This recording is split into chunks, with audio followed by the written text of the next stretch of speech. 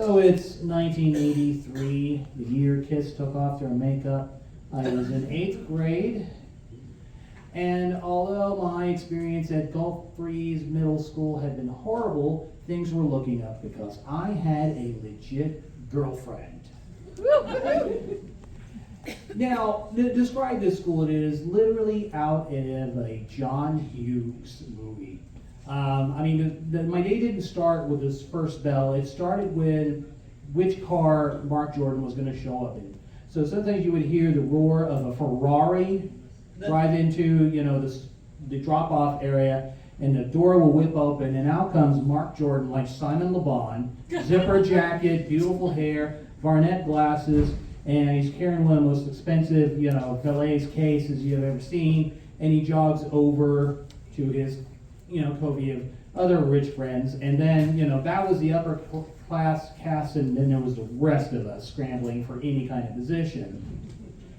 Now, Jennifer S., or we'll just call her JS, she was kind of in that pantheon of cliques of, that was like the professional flatterer.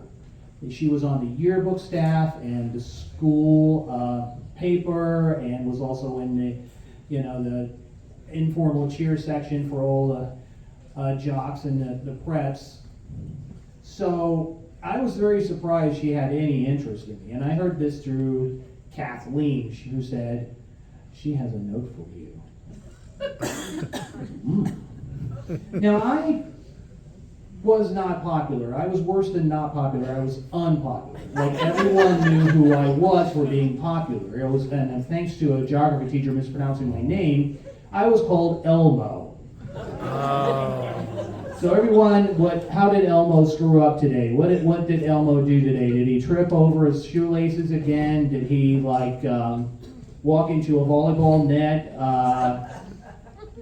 What did he do? Of course, it brought down the bullies. Sometimes the worst bullies were the girls, because they would come up and, "So-and-so thinks you're cute. You should go talk to her at lunch." And of course, I fell for it. I would go and say, "Hi, can I sit down?" It's like, "Who are you?" It's like, "Well, so-and-so said you like me." Like, "I don't even know who you are, and you're ugly." Oh. Loud enough for the whole, and a very small school here, But, fell for it a couple times, but this time it was legit, because she had a note. So I would go and to her locker and says, "Hi, Jennifer, Kathleen said you had a note for me."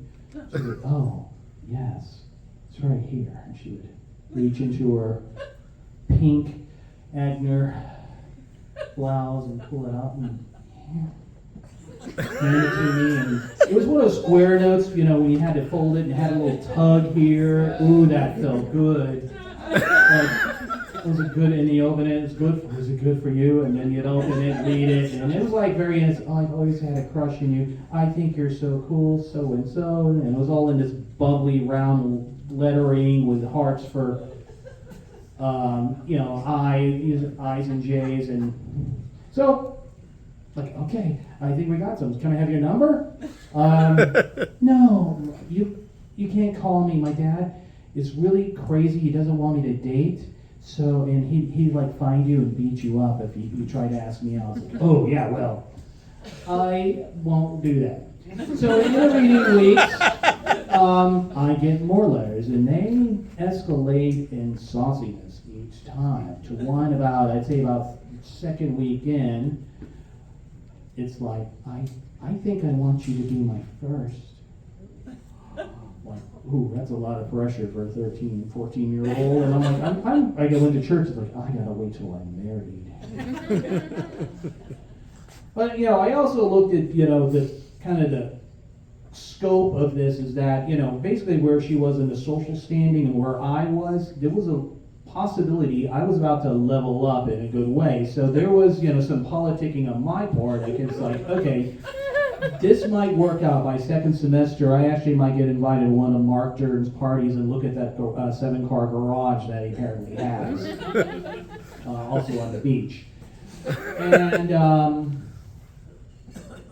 I just said, okay, I've got to nail her down. We've got to either have a number or a date or both. So I finally said I got to seal the deal and went to her locker and asked her, okay, yeah, we got to move forward. Do you want to go to a movie sometime? And it was Kathleen, who was standing behind her, who finally went. And then the other, hangers-on were laughing, and then Jennifer just looking like, why would I go out with you? Called me a few homophobic slurs, and oh yeah. I mean, it's not the worst thing that's ever happened to me, but it's the one that pain you can actually remember, like that Simpsons episode. If you freeze right here, you can see where his all hope for humanity is destroyed utterly, and he becomes an utterly angry and cynical person for the rest of his life until he receives therapy. That was me. I was like, didn't trust anyone. Anyone liked me, I didn't care. I mean, later I was able to parlay into kind of a semi-bad boy presence. You like me? Great. Who cares? But anyway. And of course, in time, I left Gulf Breeze Middle School behind, and I had a semi-normal teenage experience through high school and went to college, and I didn't even think about it until years later. Facebook arrives and start making friends, and I make friends with someone local, and then I found out, oh, she has a friend in Gulf Breeze. I went to high school there. I wonder who she knows. Go into their friends group, and it just start seeing all these familiar names: Mark Jordan, Paul Williams, Jennifer S, Jennifer N. There was a lot of Jennifers. And I just go through and I don't find her, but I find everyone else. And after just looking at their pictures and their lives, and I realized, why did I ever care what any of these people thought of me?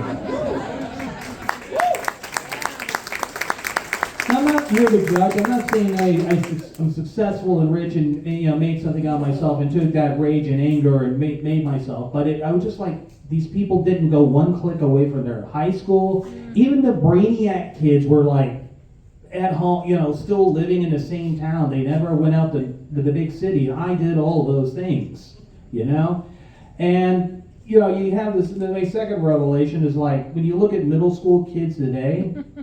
Do you ever find one you think is that is one cool kid right there?